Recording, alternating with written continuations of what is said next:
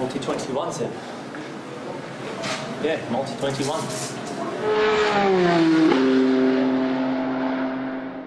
Bonjour à toutes, bonjour à tous et bienvenue sur Multi-21. C'est l'heure du débrief des 24 heures du Mans et pour ce débrief, on retrouve notre envoyé spécial que nous avons envoyé sur place pour ces 24 heures.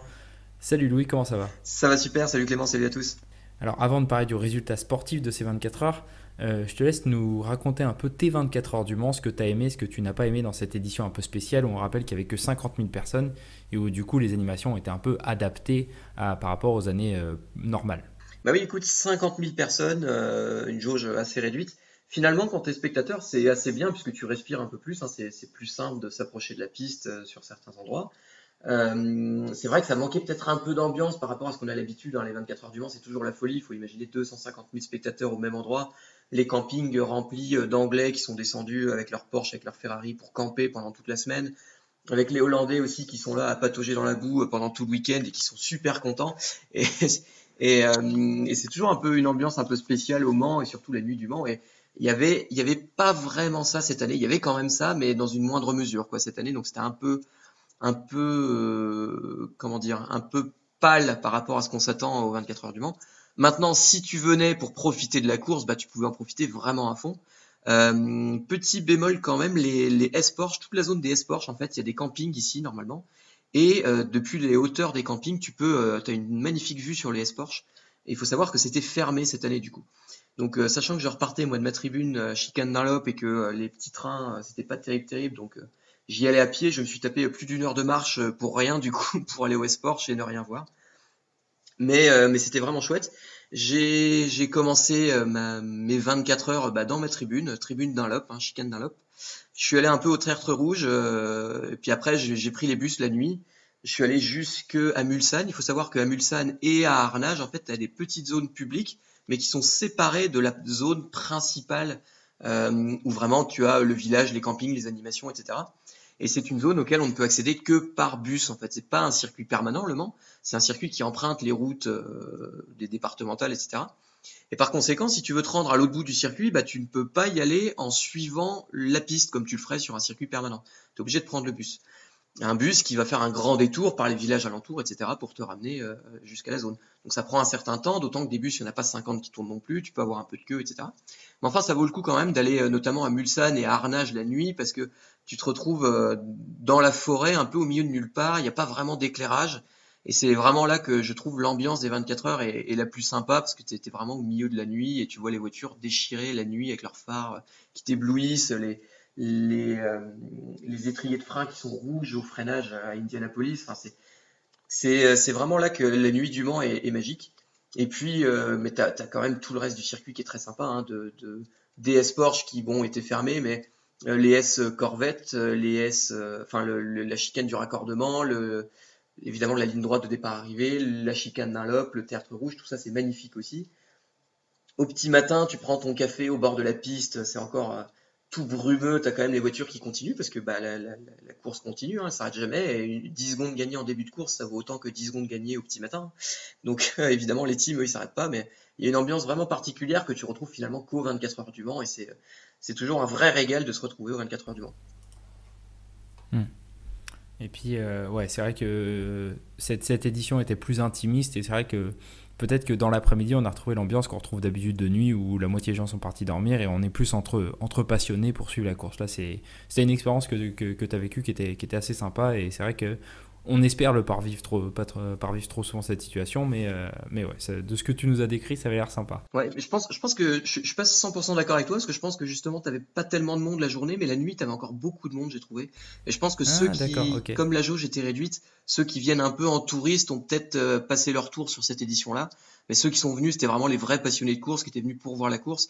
Et c'est vrai que de nuit, j'ai trouvé que j'étais déjà venu au Mans en 2018, donc une grosse édition, la première victoire de Fernand Dieu au Mans. Et j'ai trouvé la nuit qu'il n'y avait pas beaucoup moins de monde que ce que j'avais connu en 2018. Donc bon, voilà. Eh ben, écoute, je suis mauvaise langue alors. Ta livrée préférée, la voiture que tu as préféré voir passer en termes de livrée, en termes de couleur. Alors écoute, j'adore voir passer toutes les voitures. Tu sais que elles sont toutes assez belles, surtout les protos sont magnifiques, les GT sont magnifiques, ils font un bruit d'enfer. Moi, j'adore toutes les voitures. Mais c'est vrai que la livrée qui m'a particulièrement marqué cette année, c'est la Ferrari du JMW Motorsport, qui était un peu spéciale avec une livrée jaune et des silhouettes, enfin la silhouette d'un personnage noir qui semble accrocher la voiture, agripper la voiture par en dessous. C'était assez spécial, c'était quasiment une hard car et elle était vraiment superbe. Très bien. C'est vrai que c'est souvent une très belle voiture, JMW. Ancien vainqueur du Mans, il me semble, en 2017 ou en 2018, je ne sais plus, avec Will Stevens à leur bord. On va débriefer catégorie par catégorie. Alors, il y a des catégories où nos pronostics se sont avérés plutôt bons, d'autres non. Hein. Très rapidement, hein, on avait dit dans la catégorie GTE AM, on va commencer par cette catégorie-là, que nos vainqueurs, c'était pour nous la 88 de chez DMC Proton Racing et la 56 de chez Project One. On avait mis aussi de côté quelques petites voitures chacun, dont la 80 pour toi, qui a terminé à la 3e marche du podium, la Iron Lynx, et la 33 pour moi, la TS Sport, qui a terminé 2e, derrière une AF Corset qu'on n'avait pas vraiment pronostiqué. D'ailleurs, on n'avait pas pronostiqué beaucoup de Ferrari. Je vais te poser une question simple sur le GTE AM. Est-ce que c'est la victoire d'AF Corset ou est-ce que c'est la défaite du duo DMC Proton Team Project One qui paraissait très très fort sur la saison et avant ces 24 heures du Mans? Bah ouais, écoute, on a un peu eu l'impression que les teams qui engageaient des Porsche ont sombré complètement, et même en pro d'ailleurs. Mais on a l'impression que ces teams-là ont sombré complètement. Il y a eu des soucis. Je t'avoue que j'étais au bord de la piste, donc j'ai pas pu suivre parfaitement tout ce qui s'était passé. Mais on a l'impression qu'il y a eu beaucoup de soucis, peut-être des petits accrochages, ce genre de choses. C'était pas terrible du côté de chez Porsche. Mais en tout cas, tu peux pas dire que l'équipage de la 83 gagne par forfait des Porsche parce que ils dominent quand même un peloton qui était composé de plus d'une vingtaine de voitures, quasiment 30 voitures. Donc tu peux pas dire qu'ils ont gagné par défaut. Ils ont gagné, ils sont allés chercher leur victoire au forceps. Il n'y a pas de grand nom dans cet équipage. Hein. C'est Niklas Nielsen, François Perrodo et Alessio Rovera. Il n'y a pas de grand nom comme on peut avoir ailleurs, comme on a pu voir Kalou Maillot par exemple dans la 80. Ou dans la Porsche Julien Andlauer par exemple. Mais en revanche, c'est un équipage qui était assez complet, qui a très bien roulé. Et puis François Perrodo, c'est un des meilleurs gentleman drivers du plateau. Et ben il l'a prouvé aujourd'hui. Il avait déjà fait plusieurs podiums en GTE AM, il avait fait des podiums aussi en LMP2. Et ben cette année, voilà, il est vainqueur en GTE AM. Finalement, je me sens même un peu couillon de ne pas l'avoir vu venir. C'est vrai, surtout qu'ils avaient été champions avec Niklas Nielsen de GTE AM l'an dernier avec Emmanuel Collard à leur bord. Mais c'est vrai que c'est un trio qu'on cite pas souvent. Aussi un peu parce qu'il faut l'avouer, nos Team Project One sont tellement nos chouchous à tous les deux qu'on a envie de les voir gagner chaque fois parce qu'on adore ce qu'ils font et on adore ce qu'ils sont. Mais ouais, finalement c'est le gros team Ferrari qui gagne avec un trio très très solide. Et ouais, là-dessus, c'est notre erreur. On l'a pas vu venir et c'est vrai qu'ils ont su mener une course. Finalement, c'est comme ça qu'on gagne au Mans. Hein. C'est mener une course calme quand les autres ont des déboires et faire sa course sans s'occuper des autres. Et là-dessus, ils ont parfaitement joué et bravo à eux. En LMP2, alors là, coup de théâtre dans les dernières secondes, nous avions cité la numéro 41 parmi nos voitures que l'on pouvait voir gagner. Et puis, abandon dans les derniers tours à cause d'un problème d'accélérateur. Hein. Le team WRT n'a toujours pas su expliquer réellement quel était le problème sur la voiture. La voiture a même démarré le lundi matin dans le garage, donc preuve qu'il n'y avait pas de problème très très important sur cette voiture. Et finalement, la victoire revient à la voiture sœur du team WRT, la 31, une voiture ma fameuse voiture quinoa, que j'avais mis voilà, avec mon petit équipage sympathique, qui gagne. Victoire au Mans du coup pour Robin Fringe. Et une course en P2 où on aura vu énormément de bastons, ça on s'y attendait. Et finalement, beaucoup de voitures en lutte pour la victoire et un team WRT qui a failli faire le doublé. Et pour leur première 24 heures du Mans, chapeau à eux quand même. Bah ouais, effectivement, le WRT, ils avaient quand même fait une très très bonne course, mais leurs deux voitures ont fait une très très bonne course. Moi, je ne peux pas m'empêcher d'être déçu pour l'équipage de la 41, qui est un équipage avec des pilotes qu'on aime beaucoup, avec notamment Robert Kubica et Louis Delettra, et il fait yay, mais Louis Delettra et Kubica, c'est vraiment des pilotes qu'on adore, et j'étais vraiment déçu pour eux parce qu'ils méritaient de gagner, ils avaient fait une superbe course. Notons que le team WRT était quand même parti pour un doublé à 2 tours de la fin, disons à un gros quart d'heure de la fin de la course. Ils étaient partis pour un doublé et ils ont même failli ne même pas gagner la course, parce que tu avais la Jota Sport derrière de Blomqvist, Gelael, Van Dorn qui était revenu à moins d'une seconde au moment de passer la ligne. D'ailleurs, je pense qu'on a tous vu cette image du commissaire qui était au milieu de la piste, qui brandissait le drapeau à damier devant les voitures qui passaient. et le proto, le LMP2 du team WRT, qui s'est faufilé entre les voitures qui étaient déjà au ralenti, qui est passé à quelques centimètres du commissaire et son drapeau à damier pour justement se jeter sur la ligne pour éviter de se faire dépasser au tout dernier moment par la Jota Sport qui était juste derrière. Donc c'était quand même assez chaud sur cette fin de course, mais oui, bravo quand même au team WRT, c'est une belle victoire. Et d'ailleurs, pour revenir sur cet événement-là, il faudrait peut-être commencer pour la CO à réfléchir franchement à mettre le drapeau à damier sur le petit établi comme en F1.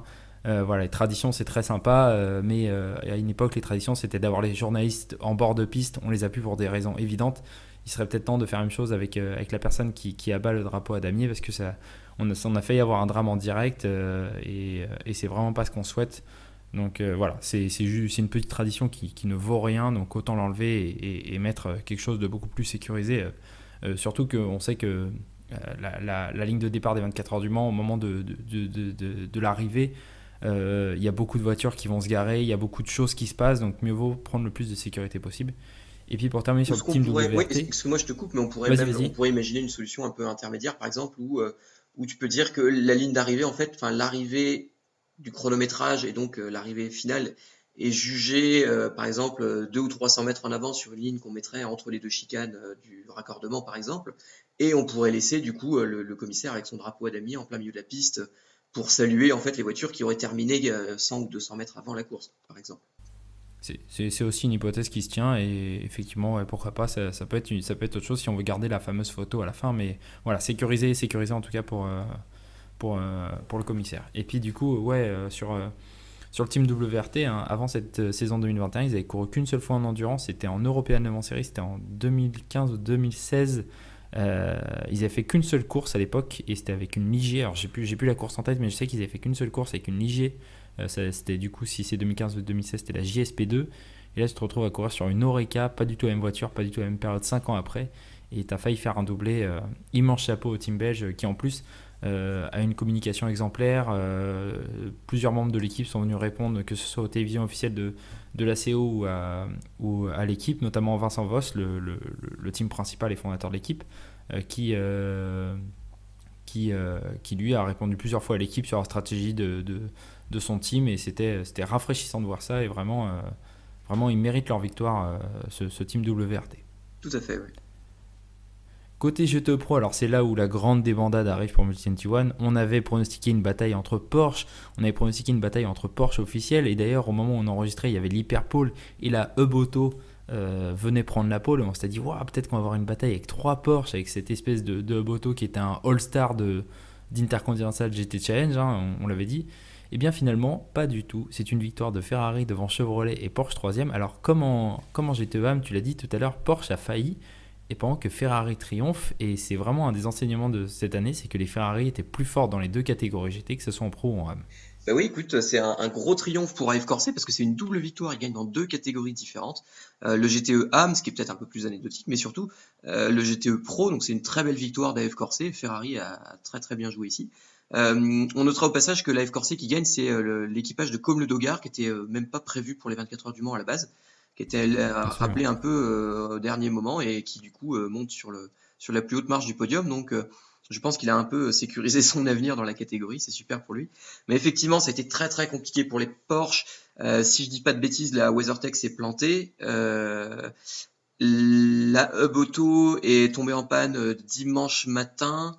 Il devait être sur les coups de 9h, 9h30, 10h, parce que j'étais justement dans cette chicane Dunlop, et j'ai vu la voiture s'arrêter devant moi. Et comme on n'était pas loin des stands, ils avaient même envoyé un membre de l'équipe pour donner des instructions au pilote pour essayer de redémarrer la voiture, et malheureusement ça n'a pas pu être le cas, et on a vu la voiture partir sur un camion ensuite. Et puis on a vu aussi la voiture, une des Porsche, je crois que c'était la 91, court-circuiter un peu la chicane du raccordement, et y perdre le pare-choc arrière, donc une voiture qui a été forcée de s'arrêter pour remettre un pare-choc en fin de course. Donc c'est dommage de perdre du temps sur des choses comme ça, mais de toute manière cette voiture-là n'était plus dans la lutte pour la victoire quoi qu'il arrivait. Ceux qui pourront avoir des regrets, tu me diras ce que t'en penses, mais moi je pense que c'est Corvette, parce que Tu avais, J'allais t'en parler, tu ouais. avais une Corvette qui était extrêmement bien placée, qui était peut-être même partie pour gagner la course, et ils ont dû arrêter cette voiture-là très longtemps au début de la nuit. Et la patronne de Corvette expliquait que c'est lors de la mise en grille qu'une Ferrari, apparemment une voiture d'Ave Corset, en mettant les voitures en grille, était venue taper leur diffuseur et avait abîmé leur diffuseur. Donc ils perdaient un peu de temps, mais ils avaient réussi à ne pas devoir s'arrêter. Et finalement, au bout d'un certain temps, ça s'était trop dégradé. Ils ont dû s'arrêter. Ils ont perdu beaucoup de temps. Tant que la voiture était arrêtée, ils en ont profité pour changer les freins, si j'ai bien compris. Et du coup, ils sont repartis très très loin. Et la deuxième Corvette termine très loin. Mais en tout cas, l'autre Corvette, celle qui était un peu moins dans le match, termine quand même deuxième dans le même tour que la F Corset qui remporte la course. Et Katzbourg, Garcia et Taylor, donc qui emmenaient cette Corvette numéro 63, auraient presque pu s'imposer aussi. Corvette était dans le match, contrairement à Porsche. Effectivement, et j'allais t'en parler parce que on sait que l'IMSA arrête le GTE cette année. On en avait parlé la preview, on l'annonçait comme quasi officiel, ça a été officialisé le lendemain, que le GT3 allait remplacer le GTE. Alors on n'avait pas la date, hein, mais finalement c'est 2024. Donc en fait il reste 2 saisons avec cette catégorie GTE, 2022 et 2023. Et lorsque tu vois les résultats de Corvette là, sur cette course, alors c'est vrai qu'ils avaient fait une course en début d'année où ils étaient un peu à la traîne et on avait eu très peur en se disant oh là là, le gap au Mans entre eux et le duo Ferrari-Porsche ça va être immense. Là, peut-être que c'est le moment pour Corvette d'envisager un programme mondial pour cette voiture pour les 2 dernières saisons du WEC avec la réglementation GTE, parce que cette voiture ne pourra plus courir en IMSA l'an prochain. Elle a à peine un an, hein. C'est une voiture qui date de janvier 2020, qui a fait ses débuts à Daytona en 2020. Alors du coup, on sait que voilà, avec la pandémie, en plus, ça a un peu retardé le développement après de cette voiture durant la première saison. Et ça serait peut-être bien pour Corvette, pour offrir un peu une carrière à cette voiture plutôt que ces 2 seules années, d'aller en WEC pendant 2 ans avec cette auto et qui a montré sur cette course tout son potentiel et ses pilotes, notamment Jordan Taylor, qui en tant que pilote américain, on a toujours un peu peur de ces pilotes américains qui arrivent en Europe, qui s'est très bien débrouillé. Et voilà, ouais, tu l'as dit, en plus, la 64 était vraiment dans le match pendant une grosse partie de la course, même la 63, hein, finalement. Hein, ils auraient peut-être pu faire 1 et 3 si jamais la 64 n'avait pas abandonné, ou 2 et 3. Donc ouais, moi ce que j'espère pour les prochaines années, c'est que Corvette se planche sur le sujet et engage une voiture à plein temps pour les 2 dernières saisons. Et pourquoi pas Aston qui revienne en tant que constructeur pour les 2 dernières saisons pour nous offrir une last dance à la manière de Michael Jordan et les Bulls. Pour l'adieu à cette catégorie GTE qui nous aura fait rêver pendant des années. Et ouais, parce que franchement, ça nous a rassuré sur les performances de la Corvette ces 24 heures du monde 2021. Mais ouais, mais je pense que je suis d'accord avec toi, hein, ce serait vraiment chouette que Corvette s'engage à plein temps en WEC. Maintenant, je ne pense pas qu'ils fassent ça. Mais maintenant, soyons un peu fous. On voit des équipages privés, enfin, on voit des Porsche privés en GTE Pro. Est-ce que finalement, on pourrait pas avoir des équipages privés en GTE Pro avec une Corvette C8R, par exemple, au hasard, engagée par Ben Keating? Dans ces cas-là, pas Ben Keating qui pilote forcément, parce que Ben Keating est un âme, mais oui, ça peut être ça, où il y a des teams, on se souvient de l'Arbre Compétition, le team français qui engage des Corvettes C6R et des C7R. Il y a une paire d'années déjà, hein, ça devait être entre 2010 et 2015 ou 2016 la dernière année, je me souviens plus très bien. Donc oui, pourquoi pas, hein, ou des teams qui sont aujourd'hui en proto et qui pourraient switcher du LMP2 vers le GTE qui est un championnat du monde. Donc oui, hein, ça peut se faire, mais en tout cas, ça serait bête parce qu'on n'avait pas vu ces 2 voitures en dernier au Mans à cause de la pandémie. C'est la première fois qu'elles venaient au Mans. Ça serait bête que ça soit la seule fois où elles viennent au Mans. Voilà, on va Oui, reparler de voitures qui sont venues qu'une seule fois au Mans un peu après, mais ouais, il y a quelque chose à faire sur les 2 dernières années de la catégorie pour finir en beauté avant de passer au GT3. D'ailleurs, vite fait, ton avis là-dessus sur le passage au GT3, est-ce que c'est la bonne chose à faire pour toi? Bah écoute, on a écrit, hein, un article sur le GT3. C'est vrai que c'est une catégorie qui fonctionne très très bien, le GT3. Ça va ramener plein de constructeurs au Mans, donc ça c'est chouette.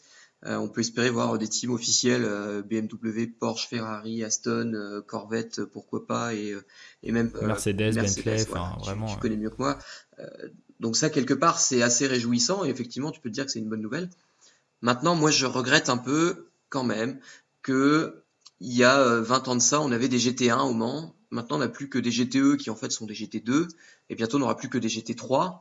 Je trouve ça un peu dommage. Un peu dommage de toujours tirer vers le bas et de plus avoir ces voitures extraordinaires qu'on avait, avec des gros protos, avec des grosses GT1. Maintenant, on va avoir des hypercars qui sont plutôt au niveau des LMP2 et on va avoir des GT qui sont en fait des GT3. Je trouve ça un peu dommage, mais si ça nous apporte du spectacle sportivement, bah, je suis pour.